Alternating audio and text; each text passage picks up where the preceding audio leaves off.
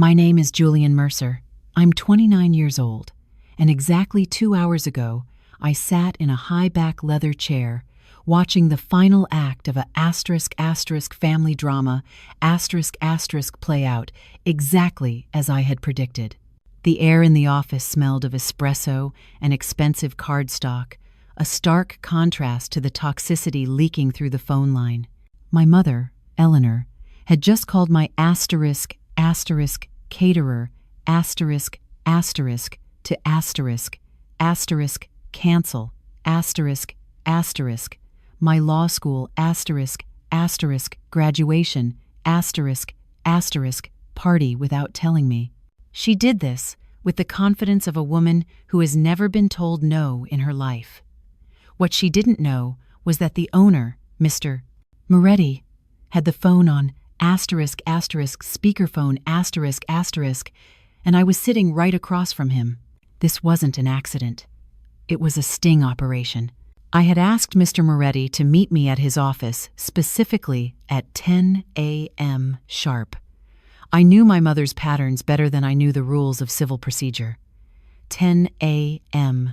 was her executive hour, the time she usually allocated for managing what she called family crises, but what I called calculated sabotage. Through the Polycom device on the mahogany desk, Eleanor's voice filled the room, dripping with a performative sadness that would have won her an Oscar. "Mr. Moretti, this is Eleanor Mercer, Julian's mother," she said, her tone smooth like velvet over steel. "I'm dreadfully sorry to do this so last minute, but I'm calling to cancel the celebration scheduled for this evening. My son has spiraled, unfortunately. He's decided he doesn't want to celebrate after all. It's a mental health matter, you understand. We'd like a full refund processed immediately to the original card." Mr. Moretti looked at me, his thick eyebrows shooting up toward his hairline. He was a professional who had been in the event industry for 20 years. He knew panic when he heard it, and he knew a scam when he smelled it. I held up one finger to my lips, signaling him to wait. I wanted the full record. I wanted every ounce of her betrayal exposed before I made my move. "I see," Moretti said, his voice steady, playing his part perfectly. "And does Julian know you're making this call, Mrs. Mercer?" "I am his mother," Eleanor replied, her tone sharpening instantly, dropping the sad facade for pure authority. "I don't need his permission to handle his financial mistakes. He's clearly not in a state to make rational decisions. Now, about that refund."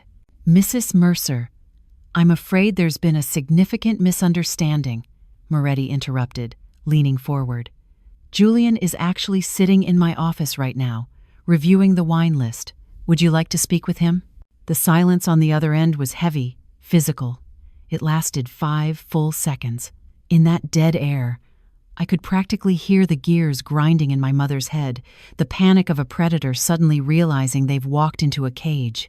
This was the culmination of 6 months planning protecting this one night from her interference.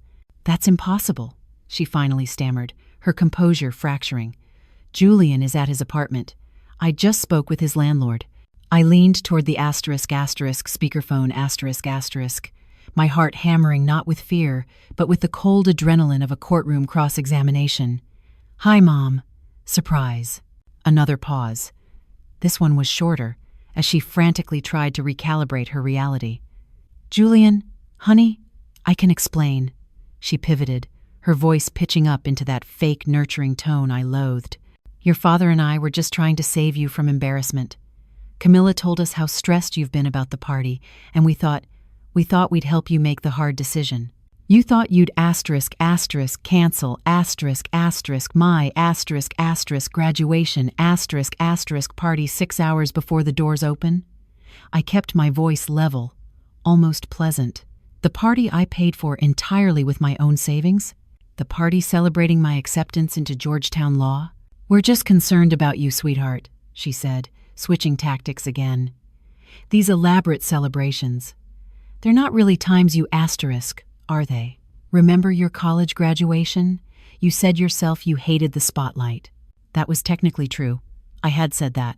But what I hadn't known then, and what she conveniently forgot, was that my family had spent my entire college graduation party comparing me unfavorably to my sister, Camilla, who had just graduated with an MBA from Yale. Every guest had been forced to listen to a monologue about Camilla's six-figure starting salary, while my magna cum laude degree was treated like a participation trophy. "Mr. Moretti," my mother continued when I didn't take the bait, "surely you can see this is a private family matter. We are simply trying to do what is best for our son." Moretti, who had likely seen every variety of family dysfunction from bridezillas to drunken uncles, gave me a questioning look. I nodded.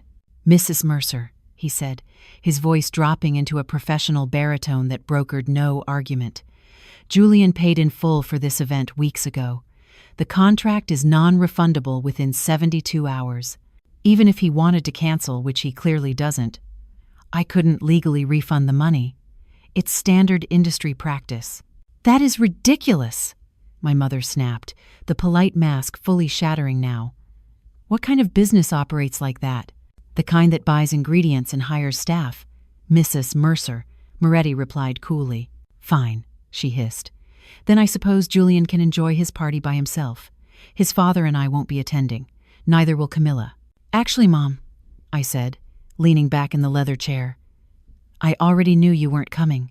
The sharp intake of breath on the other end of the line told me I'd landed that blow perfectly. It was the sound of a strategist realizing her flank was exposed. "What are you talking about?" she demanded, her voice rising an octave. "Of course, we were planning to attend. We are your parents, Julian. We love you." I pulled out my phone and opened my email app, scrolling to a message flagged in red. "Really? Because I have a forwarded message here from Camilla to her best friend, Ashley, dated 4 days ago. Would you like me to read it into the record?" Silence. The kind of heavy, guilty silence that usually precedes a confession. "Can you believe Julian is still going through with this narcissist parade?" I read aloud, enunciating every word for Mr. Moretti's benefit. "Mom and Dad are going to make up some excuse to skip it at the last minute. Probably say Dad has a client emergency. I'm supposed to claim I have a migraine. Honestly, after all the money they spent on his mediocre education, you'd think he'd have the grace to just do something small. But no, he has to make it all about him." Mr. Moretti's expression had shifted from professional neutrality to visible discomfort. He shifted in his chair, adjusting his tie. This was clearly more *** family drama ** than he had bargained for when he signed the contract. "How did you—" my mother started, then stopped herself. "Ashley forwarded it to me," I said. "She thought I should know. Turns out, not everyone thinks treating your son like an afterthought is acceptable behavior. It seems Ashley has a lower tolerance for *** toxic parents ** than you realized." "Julian, you're being ridiculous," my mother snapped, panic creeping into her voice. "You're taking things out of context. We were planning to attend, but your father does have an important work commitment tonight, and Camilla has been dealing with terrible migraines all week." "Stop," I said quietly. "Just stop lying. For once, for the first time in my 29 years, my mother went completely silent. She had no script for this. "Here is what is going to happen," I continued, my voice steady. "My party will proceed exactly as planned. Mr. Moretti has my menu preferences, which I personally selected without any input from you. The guest list consists of my friends, my professors from Georgetown, my colleagues, and my mentors, people who actually wanted to celebrate this achievement with me." "You didn't even invite your own family," she said, sounding genuinely shocked, as if she hadn't just tried to cancel the event. "I sent you an invitation. You RSVP'd, yes. Then Camilla told Ashley you were all going to skip it. So, 3 days ago, I sent a follow-up email to the three of you, and only times the three of you changing the venue to a completely different location across town." I watched Mr. Moretti's eyes widen as he understood the depth of the game I was playing. "The invitation you received listed the party at the Harborview Hotel banquet hall," I explained. "But my actual party is at the Sterling Hall. It has been all along. I only told you it was at Harborview to see what you would do." "You set us up," my mother breathed. "I gave you a test," I corrected. "You failed." So let me get this straight, my mother said, her voice hardening into the lecture tone she used when I was a teenager. You deliberately deceived your own family because you wanted to catch us in some imaginary slight? This is paranoid, Julian. You need professional help. Is it paranoid when the threat is real? I asked. You just tried to cancel my party 6 hours before it starts. That is not imaginary, Mom. That actually happened. Mr. Moretti heard the whole thing. Because we were trying to save you from humiliation, she exploded. The mask was fully off now. Do you have any idea how many people have snickered about your ridiculous party? A catered dinner for 50 people? An open bar? For what, Julian? You got into Georgetown law school Congratulations. You'll be a first-year student living on loans while Camilla is making 6 figures at her consulting firm with a Yale MBA. But sure, throw yourself a party like you just won the Nobel Peace Prize. There it was, the real issue, finally out in the open, bleeding on the table. I see, I said. So, the problem isn't that I'm celebrating. It's that I'm celebrating something you don't think is worth celebrating. It's the classic golden child versus the scapegoat dynamic, isn't it? Don't put words in my mouth. Then let me use your actual words, I said. From a conversation you had with Aunt Linda last month, which she recorded because she was so disgusted. Would you like me to play that too? My mother's breathing hitched. Linda wouldn't. Julian's party is going to be so embarrassing, I quoted from memory. He's acting like getting into law school is some major achievement. If he'd gotten into Harvard or Yale like Camilla, that would be one thing. He's just trying to make himself feel special to compensate for being average.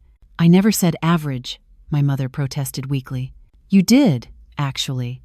I have the recording. Mr. Moretti quietly stood and moved toward the door of his office, clearly wanting to give me privacy. I shook my head, motioning for him to stay. I wanted a witness to this. I needed someone outside the gaslighting bubble to confirm reality. Julian, my mother tried again, softer this time. You're taking everything so personally. We are proud of you. We really are. We just don't understand why you need such an extravagant celebration for something that is really just the beginning of more hard work.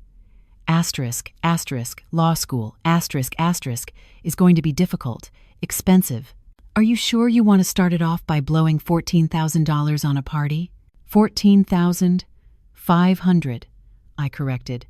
And yes, I am sure. Because this party isn't just about law school, Mom. It's about every achievement you've minimized, every accomplishment you've compared to Camilla's. Every time you've made me feel like nothing I do will ever be good enough due to your blatant favoritism, That is not fair, she argued. Isn't it? I interrupted. When I graduated college, magna cum laude, you spent my entire party telling everyone about Camilla's summa cum laude. When I got promoted to senior analyst, you asked why I wasn't a director yet, like Camilla. When I got engaged to Sophia, you asked when Camilla was going to find someone. Then when Camilla got engaged 6 months later, you threw her a party that cost $40,000. That was different, my mother said instantly. The families needed to meet. It was an investment. My party tonight costs less than half of Camilla's engagement party, I said. And I paid for every penny of it myself. You haven't contributed a single dollar, so I'm not sure what gives you the right to cancel it. I am your mother. That gives me the right. No, I said firmly. It doesn't. The silence stretched between us, the grandfather clock in Moretti's office ticking loudly, marking the seconds of a relationship dying in real time. Are you still planning to show up at the Harborview Hotel tonight? I asked. To make sure the party you think is happening actually gets ruined? More silence. I thought so, I said. Well, I hope you enjoy spending your evening at an empty banquet hall. I hear they have lovely views of the parking lot. Julian, wait. I ended the call. Mr. Moretti let out a long, low whistle. That was intense. It's been building for 29 years, I said, standing up and buttoning my jacket. Tonight is just the breaking point. For what it's worth, Moretti said, extending his hand. I think you deserve to celebrate. Getting into Georgetown law is a huge accomplishment. Your family should be proud of you. Thanks, I said, shaking his hand. But I'm not doing this for them anymore. I'm doing it for me. As I left Mr. Moretti's office, my phone buzzed with a text from Camilla. Asterisk, Mom just called me crying. What did you do, you monster? Asterisk. I smiled a genuine, unburdened smile and kept walking. I didn't respond to Camilla's text. Instead, I got into my car and drove toward the Sterling Hall to do a final walkthrough with the events coordinator. My phone buzzed continuously during the 20-minute drive. 7 calls from my mother, 3 from my father, Robert, and a stream of texts from Camilla, ranging from concerned to accusatory. The Sterling Hall looked perfect. White tablecloths, centerpieces with deep blue hydrangeas and gray accents, Georgetown's colors and a tasteful banner reading, "Congratulations, Julian Mercer, Georgetown Law Class of 2027. Mr. Moretti's team was already setting up the buffet stations, and the bartender was arranging crystal glasses at the open bar. Everything looks amazing, I told Rebecca, the coordinator. Thank you for making this happen. It's our pleasure, she said warmly. Mr. Moretti called ahead. He said this is a special one, said you've been planning it for months. 6 months, I confirmed. Since I got my acceptance letter. My phone rang again. My father this time. I considered ignoring it but decided to answer. Better to deal with this now than have them show up at the actual venue later if they somehow figured out the ruse. Julian, what the hell is going on? Robert Mercer's voice boomed through the car's Bluetooth speaker. Your mother is hysterical. She says you accused her of trying to sabotage your party. She didn't try to sabotage it, Dad. She actually called the caterer to cancel it this morning, 6 hours before the event. So, she was trying to save you money, he said, dismissing my point entirely. But there was uncertainty in his voice. She thought you were making a mistake, spending so much on a party when you're about to take on massive student loans. Did she try to save Camilla money when you threw her that $40,000 engagement party? I asked. That was different. That was family money. You're paying for this yourself. Exactly, I said, which means it's my decision, not Mom's, not yours, mine. You're being disrespectful, my father said, his voice hardening. Your mother raised you better than this. She deserves an apology. I laughed, surprising myself with the bitterness in it. An apology for what? Catching her trying to cancel my party? Or for the past 29 years of being treated like Camilla's understudy? Nobody has ever treated you like that. Really? Name one achievement of mine that you've celebrated without comparing it to something Camilla did better? The silence on the other end told me everything. That's what I thought, I said. Look, Dad, I need to go. I have a party to prepare for. You and Mom and Camilla are welcome to spend your evening at the Harborview Hotel waiting for an event that was never going to happen there. Or you could stay home. Either way, I'm done letting you make me feel inadequate. Julian. I ended the call and turned off my phone. Rebecca was pretending not to have overheard, but the sympathetic look she gave me said otherwise. Family can be complicated, she offered. That's one word for it, I muttered. The next few hours passed in a blur of final preparations. The DJ arrived and set up his equipment. The photographer I'd hired showed up early to capture some pre-party shots of the venue. Everything was coming together exactly as I'd planned. Around 4 p.m., my friend Marcus arrived, the first of my guests to show up early. Dude, he said, looking around the hall. This is incredible. Way better than those sad pizza parties we threw in undergrad. That's the idea, I said. I wanted to do something memorable, something that actually reflects how important this achievement is to me. Your family coming? Marcus asked casually. No, I said. Long story. Want to talk about it? Not particularly. Marcus nodded, understanding. Well, everyone else is stoked to be here. Sophia's been texting me asking if she can help set up. Sophia, my girlfriend of 2 years, who'd supported me through every late-night study session for the LSAT, every anxious wait for acceptance letters, who'd never once compared me to anyone else or made me feel like my goals weren't good enough.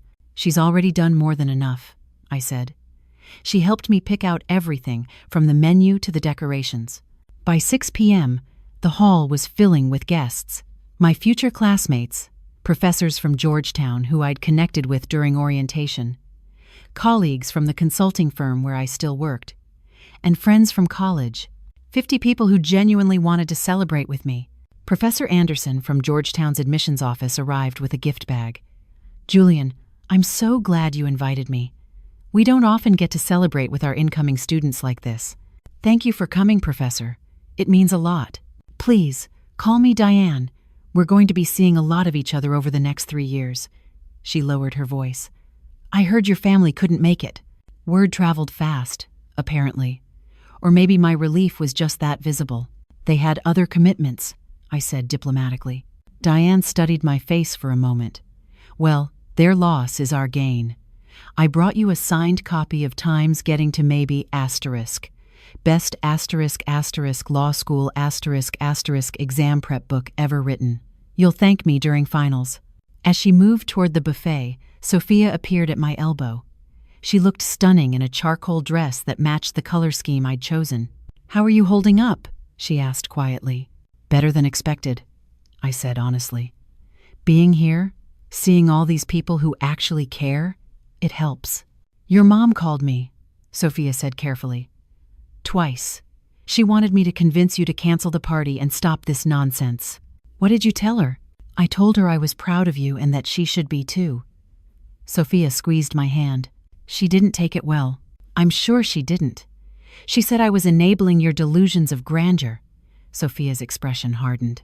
I may have told her that the only delusional one was her, thinking Georgetown law was something to be ashamed of.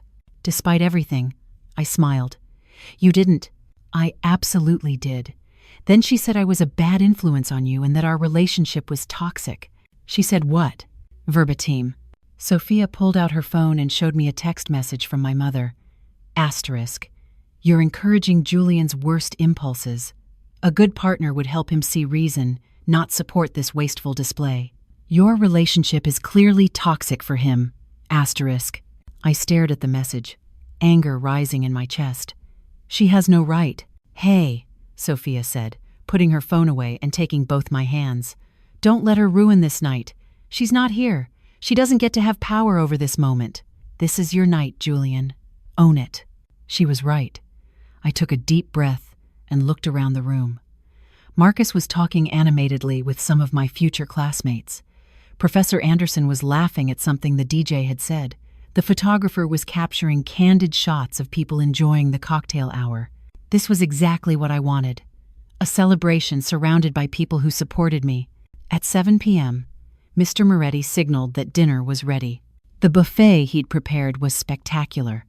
Prime rib carving station, truffle risotto, grilled asparagus, a salad bar that looked like a garden, and a dessert table featuring Georgetown-themed cupcakes.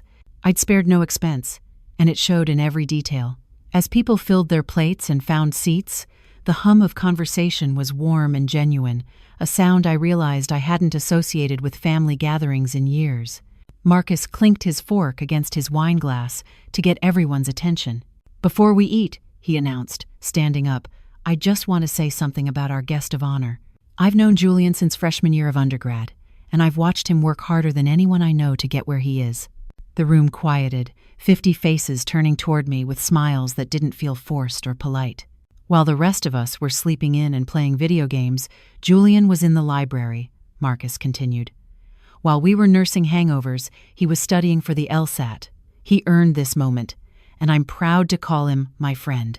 To Julian, the room echoed, raising their glasses. I felt my throat tighten with emotion.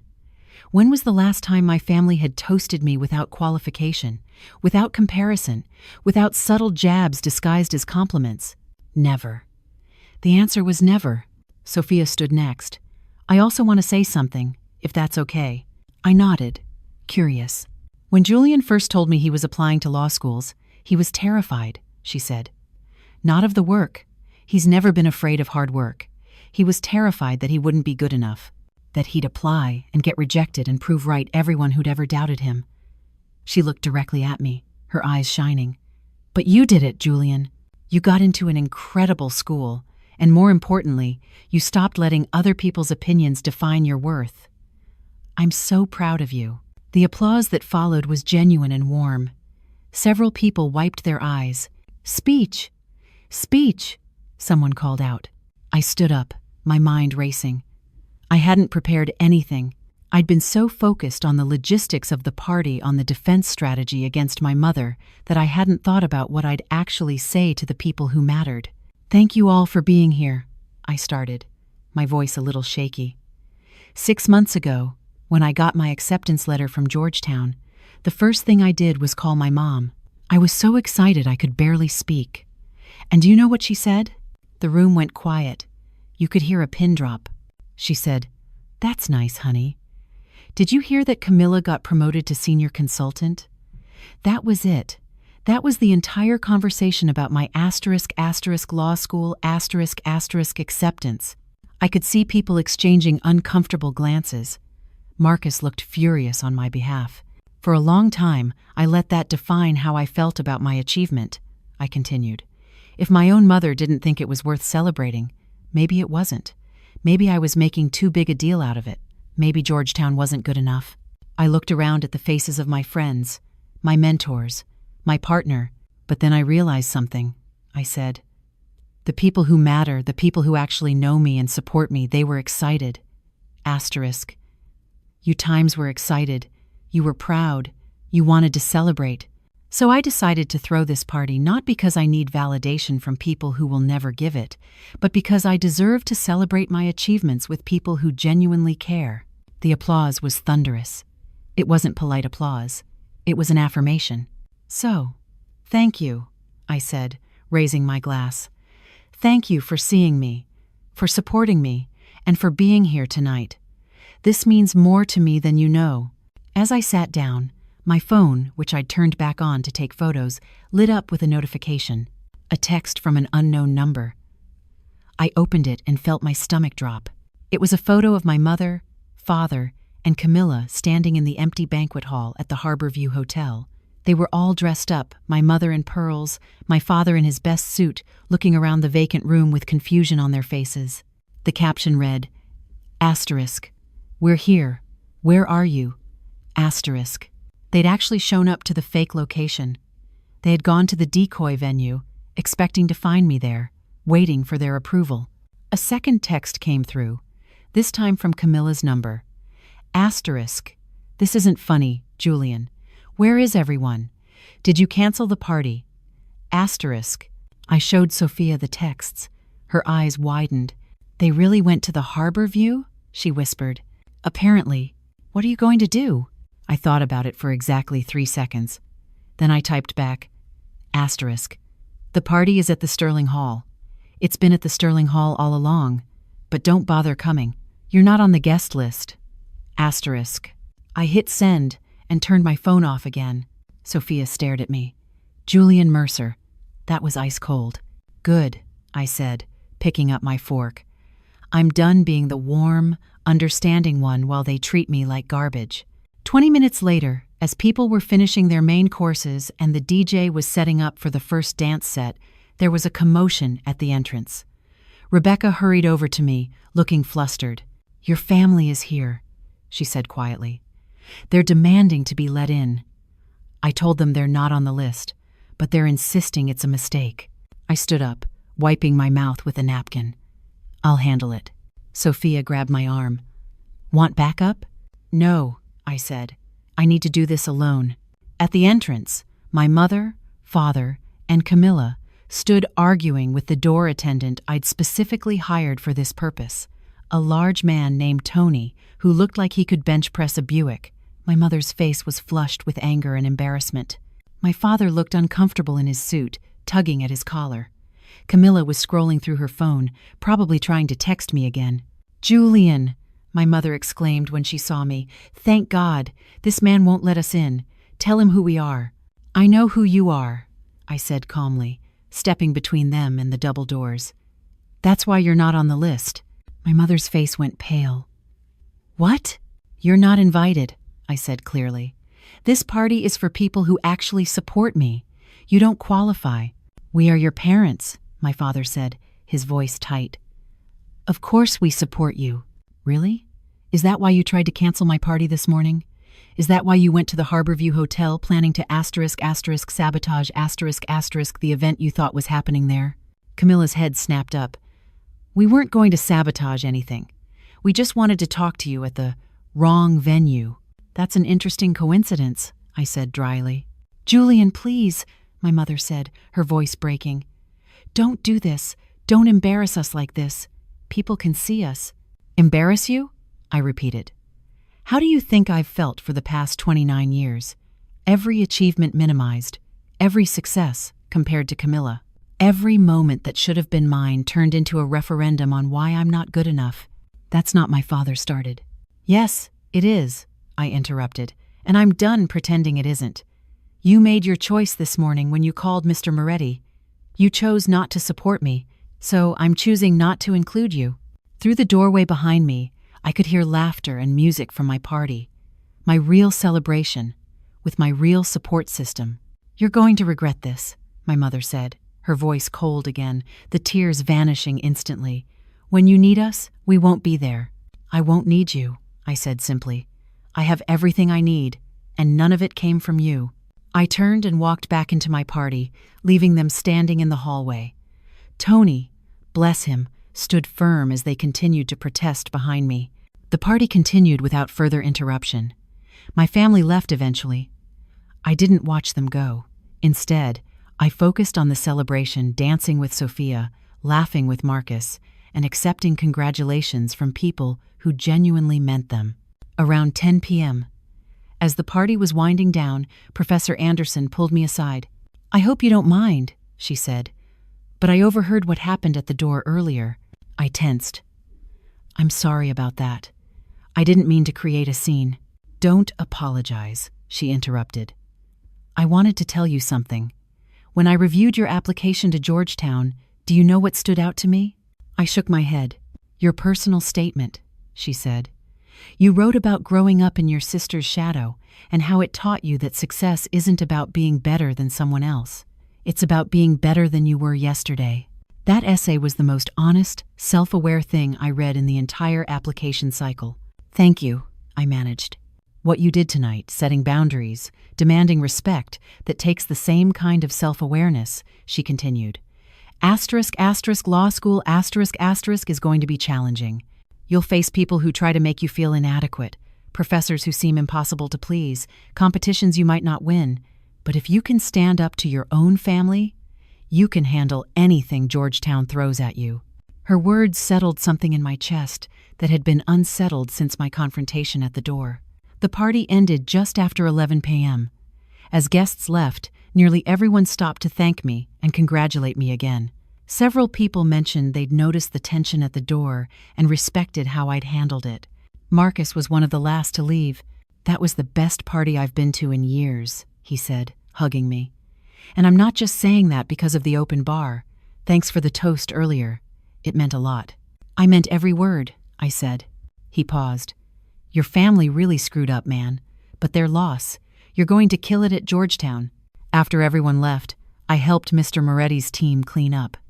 They insisted I didn't need to, but I wanted to. This was my party, my achievement, my moment.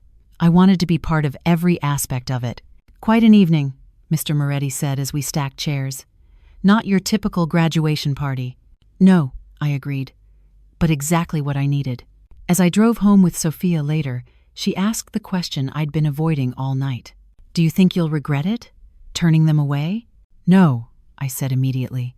Then, more honestly, maybe someday, but not tonight. Tonight, I did what I should have done years ago. My apartment felt quiet after the noise and energy of the party. Sophia made tea while I checked my phone, which I'd left off since turning away my family. 43 missed calls, 62 text messages, 7 voicemails. I didn't read or listen to any of them. You okay? Sophia asked, handing me a mug. I will be, I said. The next morning, I woke up to find my mother had declared war. She had called my landlord, my employer, and somehow even Georgetown's admissions office. She'd told all of them some version of the same story. I was having a mental breakdown, making irrational decisions, and pushing away my family without cause. My landlord, Frank Martinez, called me directly at 9 a.m. "Your mother seems very concerned about you," he said carefully. "She asked me to do a wellness check. She mentioned you were erratic."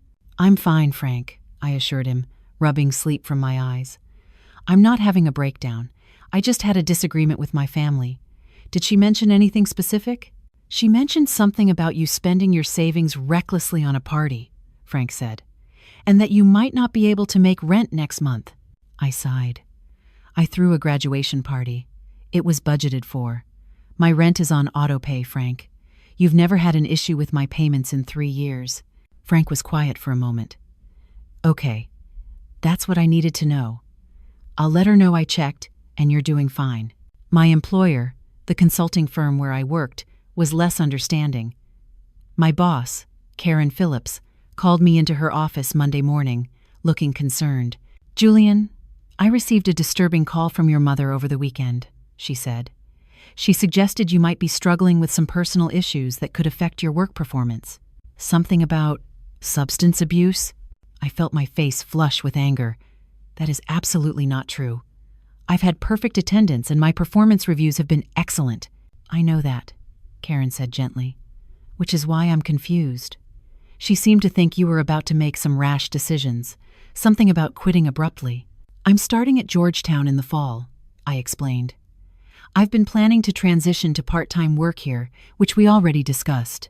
My mother is unhappy about my decision to go to *** law school, *** instead of staying in consulting full-time like my sister." Understanding dawned on Karen's face. "I see. So this is family disapproval, not a crisis." "Exactly." "Well, for what it's worth, I think law school is a great move for you," Karen said. "You've always been more interested in the legal side of our contracts anyway. But Julian, you might want to get ahead of this." But the most concerning call had been to Georgetown. Professor Anderson contacted me directly. "Julian, I wanted to give you a heads up," she said. "Someone claiming to be your mother called our office claiming you'd forged your acceptance letter and were planning to show up to orientation under false pretenses." My stomach dropped. "She what?" "Obviously, we verified that you're a legitimate admitted student," Anderson said. "But she was quite insistent. She demanded we revoke your acceptance on grounds of mental instability and fraud." "I'm so sorry," I said, mortified. "She's upset that I didn't invite her to my graduation party. I never imagined she'd take it this far." "Don't apologize. You're not responsible for her behavior," Anderson paused. "However, I do need to ask, is there any chance she'll continue to interfere with your enrollment? We've had cases where family members have sabotaged students' educations out of spite." "I don't know," I admitted, "but I'll handle it. This is my education, not hers." "See that you do," Anderson said firmly, "because if this continues, we may need to get our legal team involved. We take harassment of our students seriously, even when it comes from family." After hanging up, I sat in my apartment shaking with rage. My mother had called my landlord, my boss, and my *** law school, ***. She tried to frame me as mentally unstable to anyone who would listen, all because I'd thrown a party without her permission and refused to let her ruin it. This was beyond disappointment or hurt feelings. This was ***, sabotage, ***. I called my father. He answered on the second ring. "Julian, thank God. We need to talk about—" "Tell Mom to stop calling my contacts," I said, my voice deadly calm. "She's called my landlord, my employer, and Georgetown.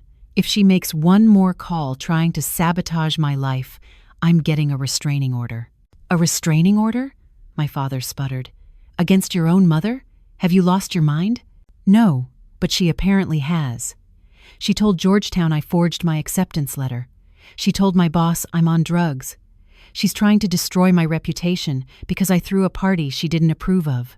"She's your mother, Julian. She's worried about you. Maybe if you'd just apologize for the way you treated her." "Apologize?" I laughed harshly. "For what? Setting boundaries? For not letting her cancel my celebration? For refusing to be treated like a disappointment my entire life?" "Nobody has ever treated you like a disappointment." "Then why did she try to cancel my party, Dad? Why couldn't she just be happy for me? Why does every achievement have to be about Camilla? You're being irrational, my father said. Your mother loves you. She just thinks you're making poor financial decisions. And as your parents, we have a right to. You have no rights over my life anymore, I interrupted. I'm 29 years old. I'm financially independent. I'm making my own decisions. And if Mom keeps trying to interfere, I will pursue *** legal action ***. Tell her that. I hung up before he could respond. Sophia found me sitting on the couch, head in my hands. What happened? She asked softly. I told her about the calls. Her expression grew darker with each detail. Julian, that's harassment, she said. You should document all of this. Keep records of every call, every text, every attempt she makes to interfere with your life. You think it'll come to that? I think you need to be prepared, she said. Your mother isn't accepting your boundaries. She's escalating. People like that don't usually stop until they're forced to. She was right. Over the next week, my mother continued her campaign. She called my undergraduate alumni office, claiming I'd lied about my achievements on my law school application. She contacted my apartment building's management company again, suggesting I was violating my lease by running a business from my unit. She even found my LSAT tutor from 6 months ago and tried to get her to say I'd cheated. Every allegation was easily disproven, but the pattern was clear. She was trying to systematically destroy any credibility I had. On Friday, exactly 1 week after my party, I received a certified letter from my parents' attorney. Inside was a formal demand that I repay them for all educational expenses incurred on my behalf since birth, totaling approximately $285,000. The letter claimed that since I was rejecting family values and refusing to maintain appropriate familial relationships, I was in breach of an implicit familial contract and owed restitution. I stared at the letter in disbelief. They were actually trying to bill me for my childhood. I called the attorney, whose name was on the letterhead, Nathan Torres. Mr. Torres, this is Julian Mercer. I received your letter regarding my parents' claim. Ah, yes, Torres said, his tone smooth. Your parents feel they are entitled to compensation for? Is this legally enforceable? I interrupted. A pause. In the District of Columbia, parents cannot legally demand repayment for raising their child.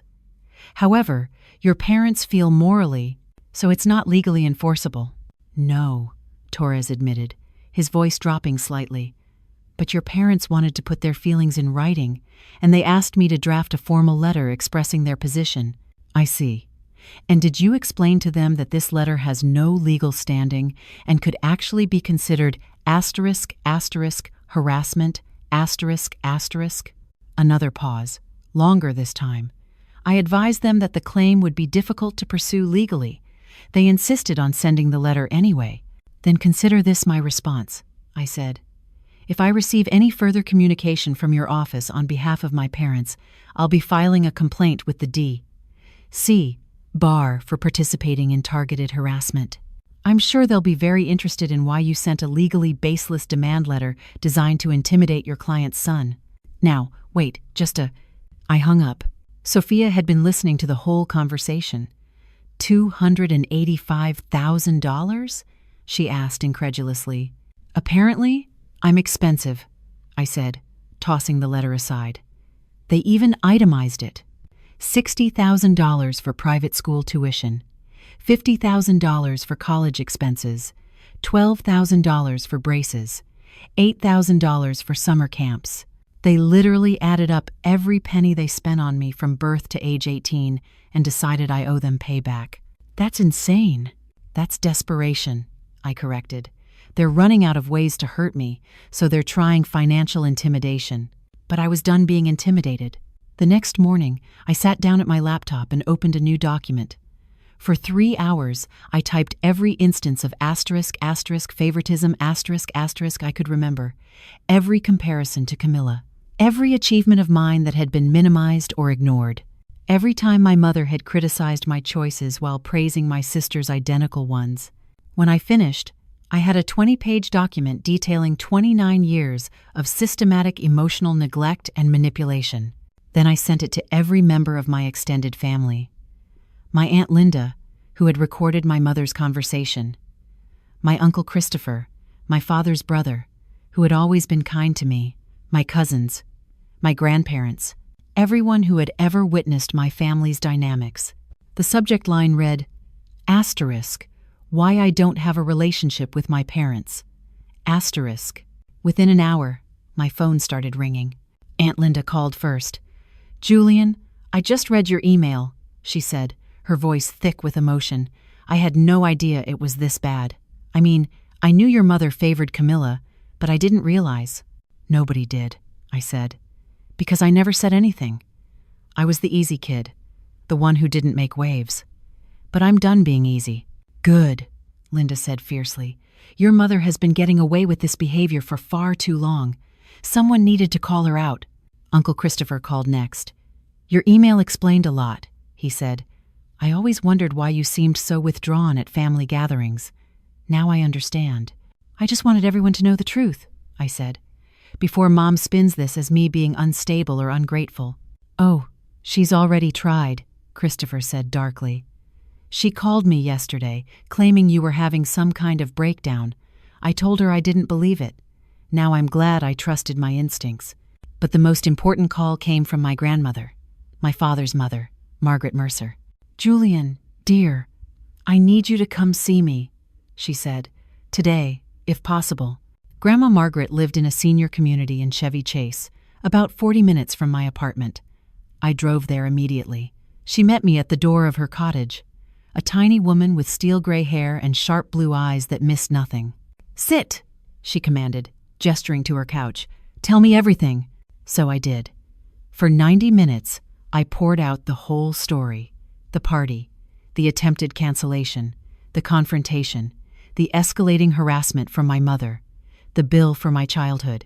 Grandma Margaret listened, without interrupting, her expression growing colder with each detail.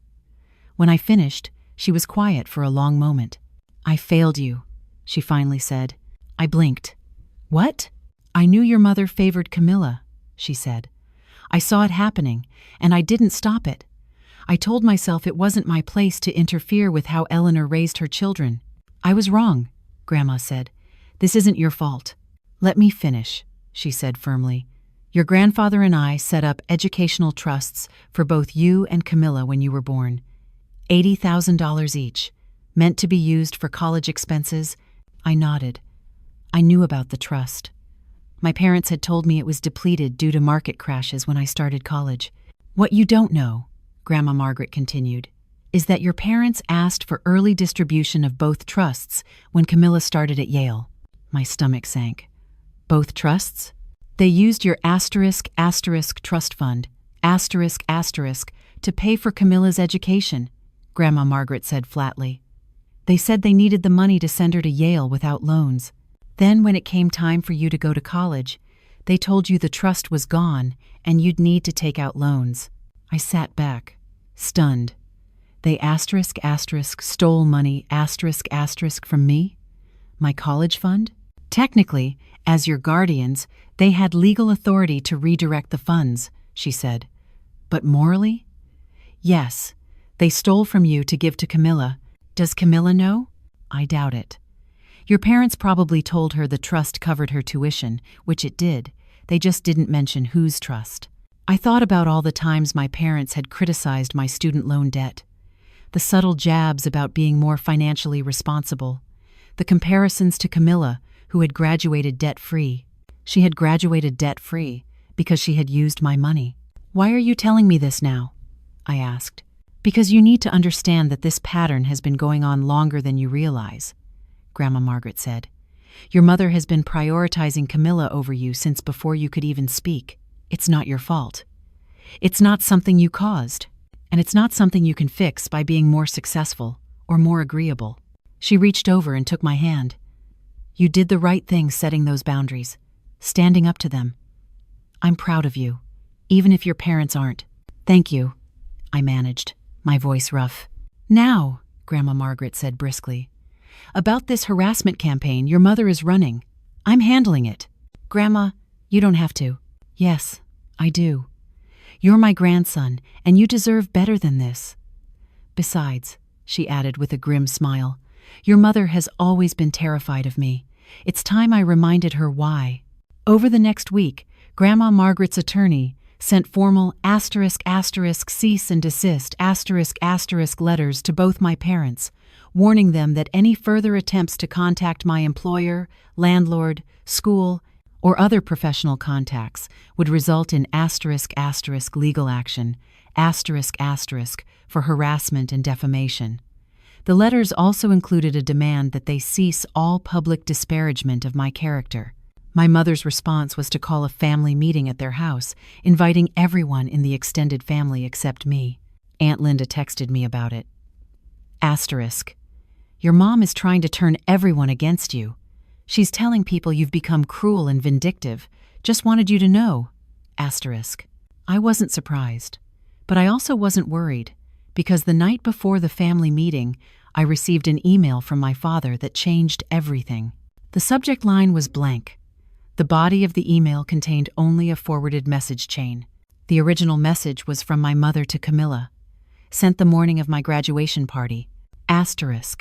Make sure your father doesn't accidentally go to the Sterling Hall location. We need everyone at Harbor View so we can stage an intervention. If Julian goes through with this ridiculous party, we need to show him we won't support this kind of wasteful behavior. Once everyone sees the empty hall, he'll realize how foolish he's being. Camilla's response. Are you sure this is the right approach? What if he finds out? My mother. He won't. He's too trusting. Always has been. That's his weakness. My father had forwarded this without comment, but the message was clear. He had found out what my mother had actually been planning, and it was worse than I'd thought. They hadn't just planned to skip my party. They'd planned to sabotage it by trying to lure my guests to the wrong location. I sat staring at the email for a long time. Then I did something I'd never done before. I forwarded it to everyone. Everyone who had been invited to the family meeting. Everyone who had received my original email about why I'd cut contact. Everyone who needed to see exactly who my mother was. The subject line of my email. This is what my mother planned to do to my graduation party. No explanation. No commentary. Just my mother's own words, showing her true intentions. The family meeting happened without me, but I heard about it from multiple sources. According to Aunt Linda, my mother had planned to paint herself as the victim of a cruel, ungrateful son. She'd prepared a whole speech about how she'd only wanted what was best for me. Then, Uncle Christopher stood up and read my forwarded email aloud. The room went silent. My mother tried to explain, to provide context, to claim the email was taken out of context. But there was no context that made "that's his weakness" sound like anything other than calculated manipulation. My father sat silently through the whole meeting, apparently unwilling or unable to defend her. Camilla, to her credit, looked horrified. She approached Uncle Christopher after the meeting and asked to see the full email chain. When she read it, she went pale. I didn't know, she said quietly. Mom told me we were just going to try to talk to him. She said she wanted to convince him to scale down the party, not sabotage it. Did you believe her? Christopher asked. Camilla didn't answer. The aftermath was swift. Grandma Margaret called my parents and informed them they were no longer welcome at family gatherings she hosted unless I was comfortable with their presence. Since I was definitely not comfortable, that effectively banned them from Christmas, Thanksgiving, and Easter celebrations. Aunt Linda did the same. Uncle Christopher followed suit. Within a week, my parents found themselves ostracized from most of the extended family. The people who had once made excuses for their favoritism toward Camilla could no longer ignore the evidence of deliberate cruelty. 2 weeks after the family meeting, Camilla showed up at my apartment. I almost didn't let her in. 5 minutes, she said through the door. Please, I need to say something. Against my better judgment, I opened the door. Camilla looked terrible. Dark circles under her eyes, her usually perfect hair pulled back in a messy ponytail. I'm sorry, she said immediately. I know that doesn't fix anything, but I need you to know that I'm sorry. I crossed my arms, waiting. I've spent the last 2 weeks reading through everything you sent the family, she continued. All the examples of how Mom and Dad treated you differently. And I've been trying to remember those moments from my perspective." She paused, blinking back tears. "And I didn't see it, Julian. Or I didn't want to see it. I was so focused on my own achievements, on making them proud, that I never noticed they were using me as a weapon against you. You participated willingly," I said coldly. "Every time you went along with their comparisons. Every time you let them put you on a pedestal at my expense. You chose to be part of it." "I know," she whispered. "You're right. I should have stood up for you. I should have told them to stop. But I liked being the favorite. I liked being praised, and it was easier to ignore what it cost you. So why are you here now?" "Because I also just found out about your college fund," Camilla said. "Grandma Margaret told me Mom and Dad used your money to pay for my Yale tuition." I hadn't known Grandma had shared that information with Camilla. "They told me the trust fund covered it," Camilla continued, her voice shaking. "They never said it was your Times Trust. I had no idea. I've been working for 6 years, Julian. I've paid off all my student loans. Except I didn't have student loans because I used your money." "Congratulations on your debt-free status," I said bitterly. "I want to pay you back," she said quickly. $80,000, the full amount of the trust they stole from you. I have it saved. I was going to use it as a down payment on a condo, but you should have it. It's yours." I stared at her. "Why?" "Because it's the right thing to do. Because you deserve to graduate without debt just as much as I did. Because I benefited from their favoritism, even if I didn't realize it, and I want to make it right." "It won't make us even," I said. "Money doesn't fix 29 years of being second best." "I know. But it's a start."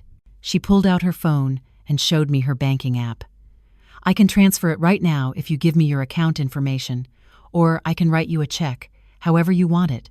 I thought about refusing, about telling her that her guilt money meant nothing to me, but $80,000 would completely eliminate my student loans. It would give me financial freedom to focus on asterisk, asterisk, law school, asterisk, asterisk, without the constant stress of debt. And more importantly, accepting it would mean Camilla actually faced a consequence for benefiting from my parents' favoritism. "Transfer it," I said, and gave her my account information. She completed the transfer while standing in my doorway. $80,000 moved in 30 seconds. "Thank you," I said stiffly. "I don't deserve your thanks. This is the least I can do." Camilla hesitated. "I know you don't want a relationship with Mom and Dad right now. I get that. But can I? Is there any chance you'd be willing to talk to me sometimes?" "Not often.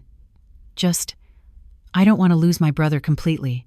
I considered her request. Camilla had enabled our parents' behavior, but she had also just voluntarily given up $80,000 to right a wrong she'd benefited from. "We'll see," I said finally. "No promises." She nodded, accepting that. "Okay, that's fair." After she left, I checked my bank account. The $80,000 was there, real and tangible. I immediately paid off my entire student loan balance. The satisfaction of seeing that debt reduced to zero was almost physical. Then I called Sophia. "How would you feel about taking a weekend trip?" I asked. "Somewhere nice. My treat." "What's the occasion?" "I'm debt-free," I said, smiling for what felt like the first time in weeks. "And I want to celebrate with someone who actually supports me." We went to Martha's Vineyard for a long weekend. We stayed in a charming bed and breakfast, ate fresh seafood at expensive restaurants, and walked along the beach at sunset. I spent freely, not worried about the cost for the first time in years. On our last night there, as we watched the waves crash against the shore, Sophia asked me something I'd been avoiding thinking about. "Do you think you'll ever forgive them? Your parents?" I thought about it carefully before answering. "Forgiveness implies they've acknowledged what they did wrong," I said. "They haven't. Mom is still playing the victim. Dad is still enabling her. Neither of them has actually apologized or shown any understanding of why I'm hurt. So that's a no. That's a not unless something fundamental changes," I clarified, "and I don't think it will. My mother is incapable of admitting fault. My father is incapable of standing up to her. Those aren't things that change easily. And you're okay with that?" "I'm learning to be," I said. I spent 29 years trying to be good enough for them, trying to earn the kind of love and support they gave Camilla automatically. I'm done trying. If they want a relationship with me, they times need to put in the work. They need to recognize what they did, apologize genuinely, and make actual changes. Until then, I continued, I'm focusing on the people who already value me. Sophia leaned against me. I'm glad I'm one of those people. You're top of the list, I assured her. When we got back to D.C., I had an email from Professor Anderson at Georgetown. Julian.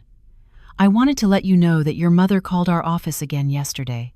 She's now claiming you obtained your acceptance through fraudulent means and demanding we revoke your admission. I've escalated this to our legal team. They'll be sending her a formal cease and desist letter. I wanted to give you a heads up in case she escalates further. I forwarded the email to Grandma Margaret's attorney with a note adding this to the harassment file. My mother was spiraling. The more control she lost, the more desperately she tried to hurt me. But I was done being hurt by her. Law school, orientation was in 2 weeks. I spent the time preparing, buying textbooks, setting up my class schedule, meeting other incoming students at orientation events.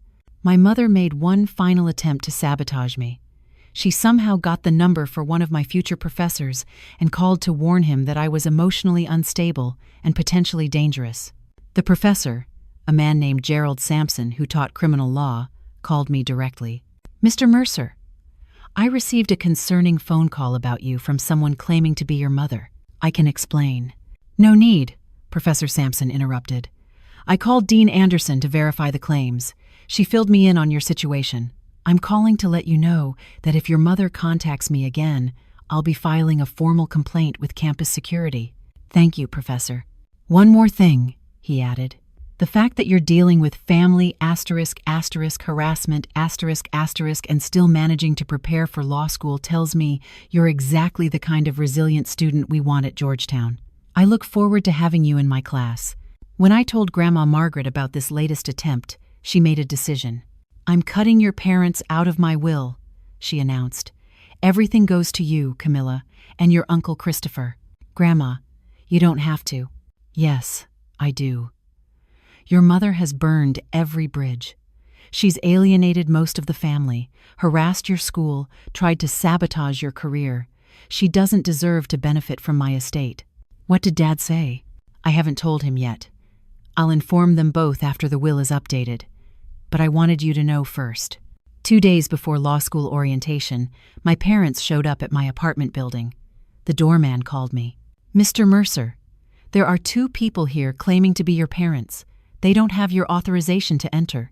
Should I send them away? Yes, please. 5 minutes later, my phone rang. My father, Julian, we need to talk face to face. We have nothing to discuss. Your mother wants to apologize, he said desperately. She realizes she went too far. She's willing to admit she made mistakes. Put her on the phone, I said. Let me hear her say it. A pause. Then my mother's voice, tight and controlled. Julian, I'm sorry if I did anything that upset you.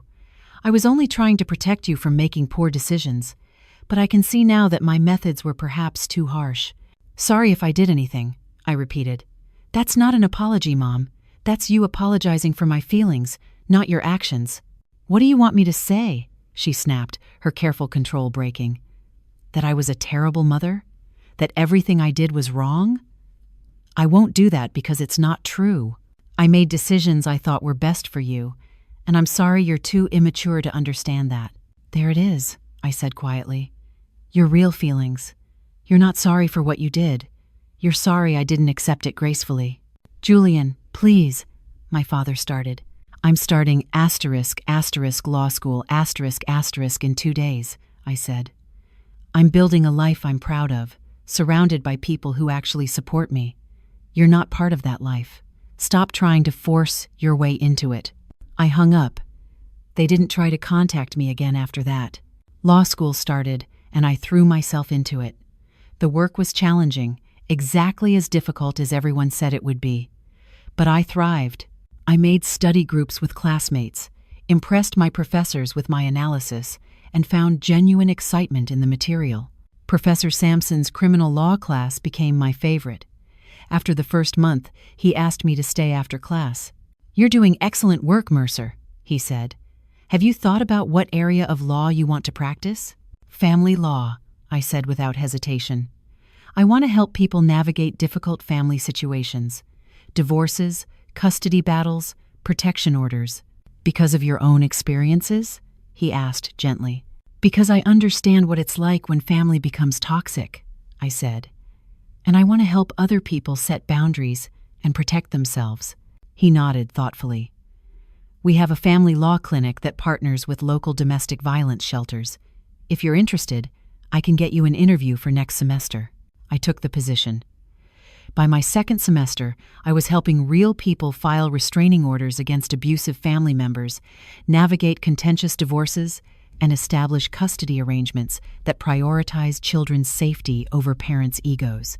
Every client who came in terrified of standing up to their family, every person who thought they were being unreasonable for wanting basic respect, I understood them, and I could help them in ways I'd never been able to help myself until it was almost too late.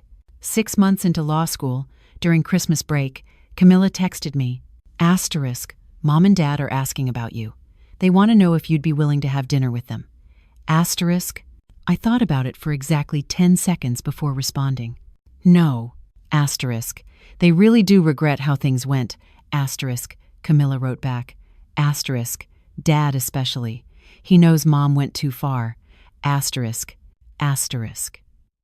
Then Dad can apologize for enabling her for 29 years. And Mom can apologize for the actual things she did, not for my reaction to them. Until they're willing to do that, I have nothing to say to them. Asterisk. Camilla didn't push. She'd learned not to. I spent Christmas with Sophia's family, who welcomed me warmly and treated me like I'd always been part of their lives.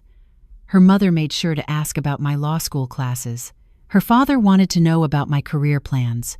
Her younger brother challenged me to video games and actually seemed interested in hanging out. It was what family was supposed to feel like.